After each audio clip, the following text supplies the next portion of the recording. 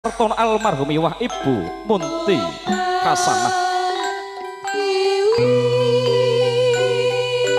ingkang sumengkem sumembah ing pepadaning kang garwa nenggih pun Abagus Nurma Adi Saputra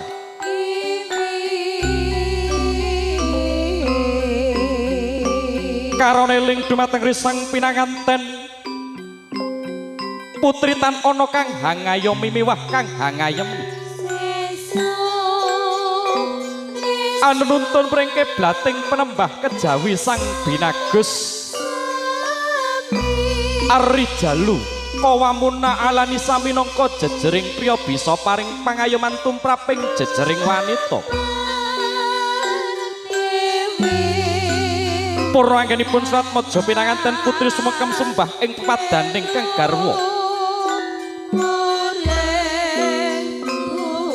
ingkang kepareng